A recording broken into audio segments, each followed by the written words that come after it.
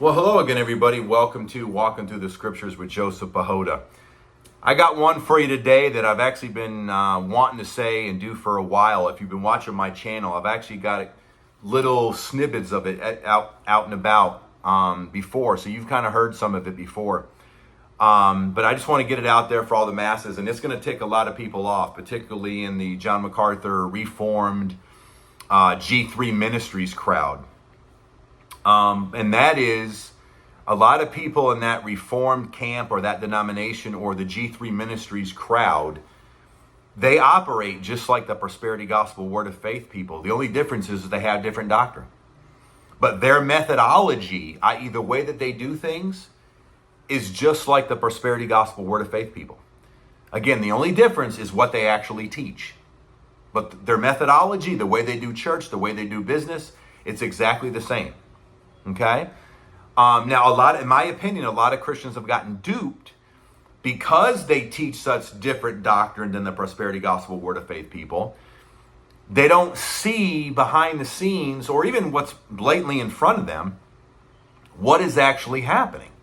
See, I'm not Reformed and I'm not part of the G3, but I did come out of the Prosperity Gospel Word of Faith, so I can see it for what it is. And I see the exact same games and gimmicks being ran. They do the same thing. Again, they just teach different doctrine. Okay? But because they teach different doctrine, so many people have gotten duped by them. Or another way of saying, a lot of people who left the Prosperity Gospel Word of Faith, like me, a lot of them have a big temptation to run to this type of Reform camp or denomination or this particular camp over here, because they are so radically different in what they teach. They leave the Prosperity Gospel to go to the Reform camp. And like a couple of my buddies on YouTube said this, and I agree with them. All they really did was just run from one ditch and they ran to another ditch.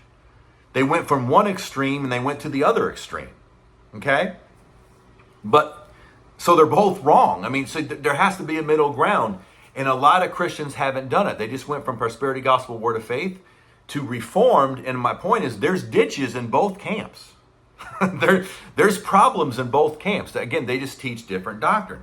But because the doctrine is so different, that's why I believe a lot of Christians have gotten duped. But let me tell you what I mean by methodology and a lot of similarities. Number one, they're both extremely famous and they're both too big for their britches, i.e., both camps have celebrity rock star pastors in their camps. In the Prosperity Gospel, you have people like Kenneth Copeland or Creflo Dollar. Back in the day, you had Bishop Eddie Long. Now you have I can't say now, it's been a while, T.D. Jakes, people like that. But on the Reform side, you have, John MacArthur. He's, Daddy, Johnny Mac, John MacArthur. He's on CNN all the time. At least he used to be. He's the godfather of all this, okay? So you have your celebrity rock star pastors. They both, now granted, J Mac may his money differently, but they're both extremely wealthy. So they both have a lot of money. They both are prosperous over the gospel. They're both extremely famous. Like I said, they've all been on TV. They've all been interviewed on CNN. They have, global ministries. They're known all around the world, again, for different reasons, but they're celebrity rock star pastors. So just like, say, Joel Osteen is a celebrity rock star pastor, so is John MacArthur. In that regard, Johnny Mac and Joel Osteen are exactly the same. They're both celebrity rock star pastors, and like I said before, they're both too big for their britches. They're too famous, they're too big, they're too celebrity. Also, they have their crew. So if you ever go to, like, say, a G3 Reformed conference, you're always going to have the same 7 or 8 people. You're going to have John MacArthur, his right-hand man, Phil Johnson. You're going to have Justin Peters, because he's probably going to come up against the Prosperity Gospel Word of Faith, which is good. But Justin Peters, you'll have Steve Lawson. You'll have, if they get Vody from Africa, you'll get Vody Bacham. Maybe to some degree, Paul Washer. The new guy, maybe Mike Riccardi, because I guess Mike Riccardi is in the wings to be the new guy once J-Mac passes or whatever. I don't know how sure that is, but you'll see Mike Riccardi. His name will keep coming up every now and again. And if they want to get a Reformed Christian apologist, they'll invite James White. That's their crew. And every single time you have a conference, they're going to invite the same 6, 7, 8 people. Always the same time, always the same. It's just always the same. Every time they have a conference, they're going to keep inviting the 7 or 8 people. Well, when I was in the Prosperity Gospel Word of Faith people, Kenneth Copeland, when he had conferences, he had a crew too. And it was Kenneth Copeland, his spiritual son, Creflo Dollar, some of his friends, Jerry Saville, Bill Winston, Dr. Leroy Thompson. If they brought a female in there, it'd be like a Joyce Meyer or a Paula White. Okay? So they had their crew too. So just like they have their G3, this year's theme is going to be on the Sovereignty of God conference, Kenneth Copeland would have his Southwestern Believers Convention conference, and he'd have his crew too. And all they do is they're basically just piggybacking off of each other, and they're basically hooking each other ministries up. So this crew would hook up everybody in the crew. Okay, so this crew would be supporting each other, basically blessing one another, and making each other famous. The prosperity gospel preachers do it. These reformed preachers do it. They both have their crew. Also, too, they all do the same thing when they come, and I know this because I saw Vodi Bakum do it.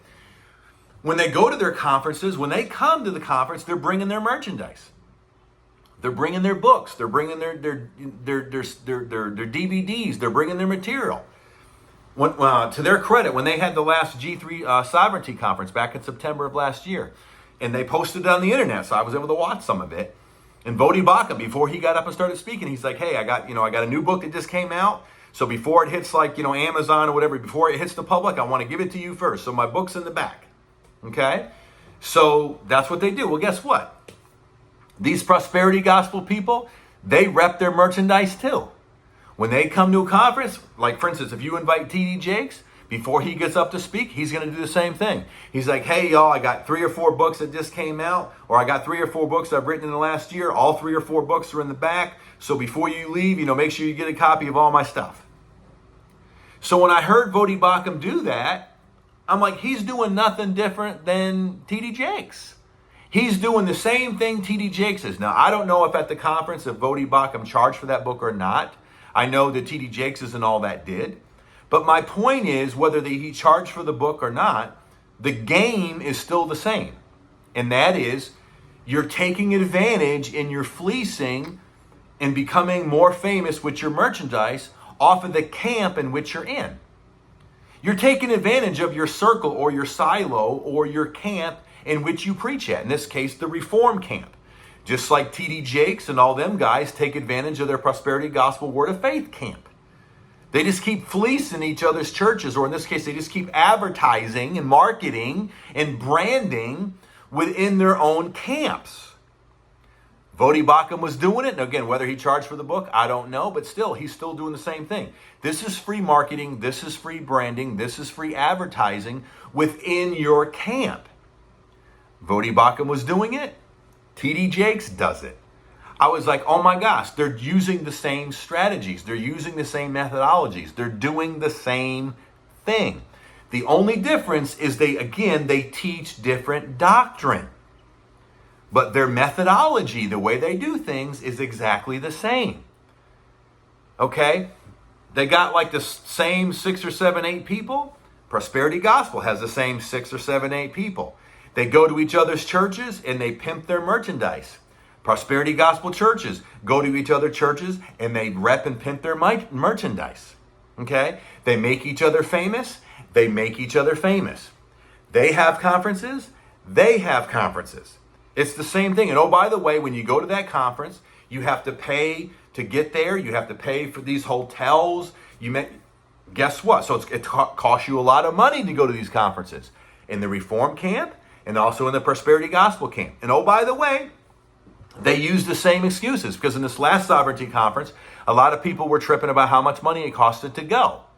And what did they say? Well, basically, if you really want to get fed, if you value this, you're going to basically spend money on what you value. So if you really value this conference, you'll find a way to save the money and come.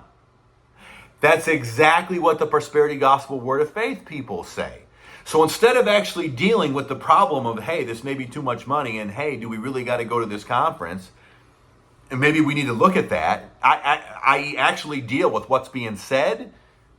They just kick the can down the curb and make an excuse for it. Well, if you really valued it, you'd find a way to make it happen. The Reformed people said it. The prosperity gospel people say it. They use the same excuses, same gimmicks, same games to justify these conferences. They're doing the same thing. Okay? They do the same thing.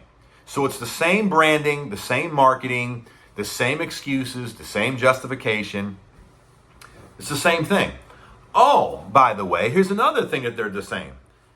Just like when one of these people do something stupid or say something stupid or something's very scandalous, they're going to have minions that defend them no matter what. So if John MacArthur says something stupid or does something stupid or says something stupid that's controversial, the minions will come out the woodwork and defend him and talk about what a great man of God he is no matter what. Guess what, guys? The prosperity gospel people, word of faith people, they do the same thing to Kenneth Copeland.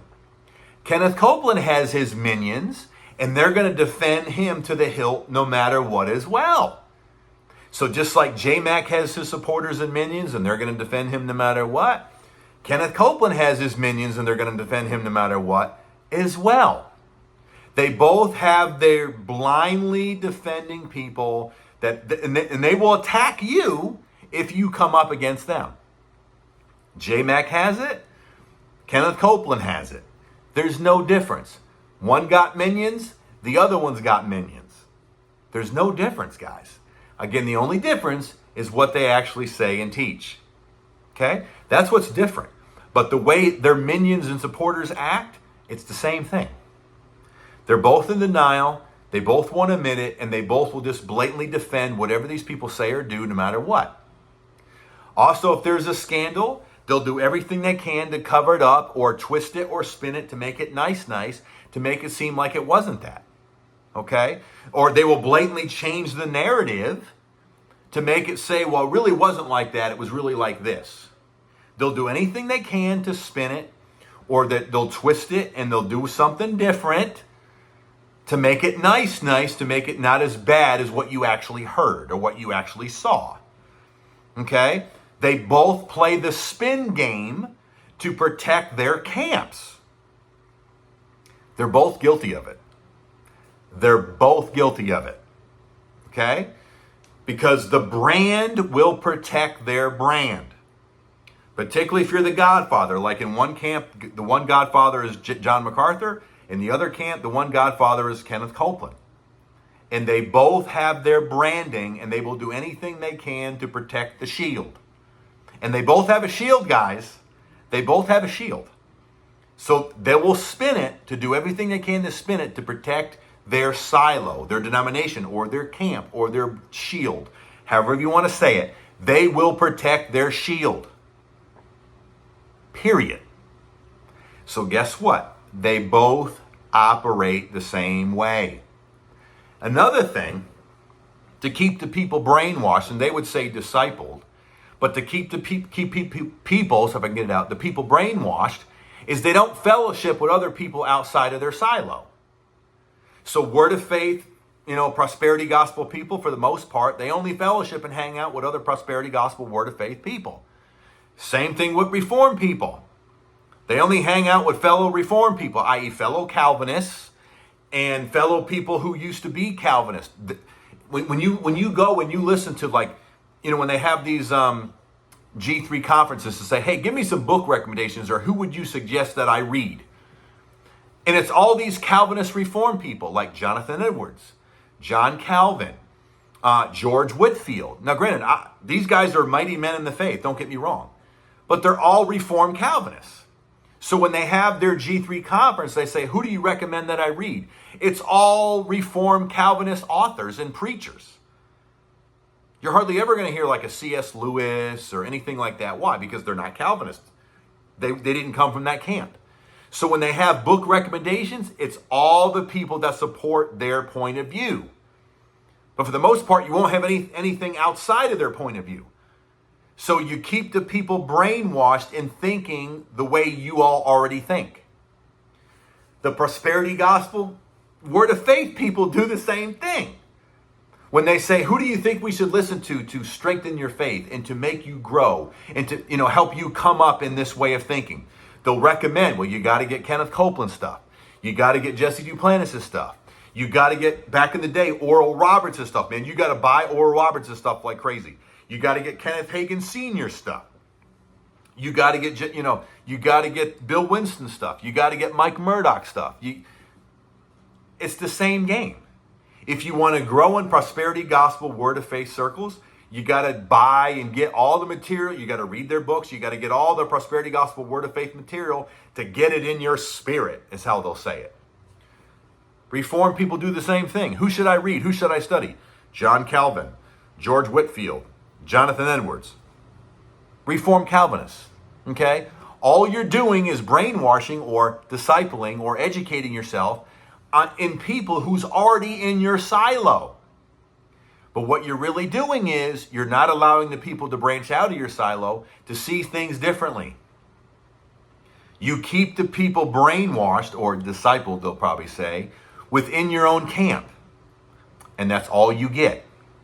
Okay? So you stay within your camp. And God forbid if you go outside of it. Okay? That's how it is. You're very much pigeonholed or pigeon-toed to your own silo. Both camps do it. Both camps do it.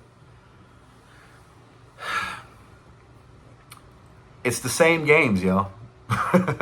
Again, I'm not reformed. I'm not part of G3 Ministries, but I used to come out of the prosperity gospel word of faith circles. And now that I'm out of it, so I'm not in either camp now. I'm not in either camp. So I can sit back and I can look at it and I can see for what it is. And these reform guys are really hypocritical. And it's very ironic when they talk about how bad these other guys are. And don't get me wrong, they are right for talking about these prosperity gospel word of faith, because the stuff that they do is just atrocious. And the stuff that they teach is atrocious. But as far as their methodology, these reform cats do the same thing. They're doing the exact same thing. Again, the only difference is their doctrine and what they actually say and teach. But their methodology, the way that they do things, the way that their minions will come after you and attack you, it's the same thing. It's the same thing. They all preach about walking in love until they get attacked, and then they don't do it. Which is funny too, because if you come up against a prosperity gospel word of faith guy like, say, a Kenneth Copeland, they'll say, don't touch God's anointed. Don't touch God's anointed, right? That's their way of silencing you, to say you're not allowed to challenge anything. Well, see what happens when you challenge John MacArthur on the internet, or challenge any one of these reform guys. Again, that circle of 7 or 8 guys. See what happens when you challenge one of them. And see the people that basically have this don't touch God's anointed attitude when they blatantly come running after you. And they blatantly start attacking you. It's kind of the same thing. They're untouchable. You're not allowed to touch them. So just like you can't touch Kenneth Copeland, you can't touch John MacArthur. It's the same ideology. It's the same attitude. It's the same mindset. It's the same narcissistic, controlling, prideful, arrogant way of thinking. There's no love there. There's no grace there. There's no mercy there. Having a challenging thought is not allowed. Same thing. So, again, the only thing different is what they actually teach. But their methodology, the way they do things, it's exactly the same. It's exactly the same. Because, again, I'm not in either camp, and so I can sit back and I can see it for what it is. It's exactly the same. Now, I'll say this. They're both in sin in this regard. That therefore, whether your Pentecostal charismatic camps are in trouble, I would say and I did make a video about this about a year ago. The Reformed camps are in trouble too. They're just in trouble in different ways. Just like the Pentecostal charismatic circles have a whole bunch of abuses with, tongues and, their so-called, prosperity and money and how they fleece people and all that. So there's a lot of sin in that camp. But in the Reformed camp, you got a lot of pride and arrogance, thinking that we're right and everybody else is wrong. And unless you agree with us, you're basically a scumbag Christian. So, we're like the chosen ones and we have it going on. And if you don't agree with us, then you suck. So over here, you have the sin of pride, arrogance, and non-love, non-mercy, judgmentalism, all that. So you have different sins, but they're both in sin. So again, that's why both camps have a ditch. You just left one ditch to go to another ditch. That's all you did.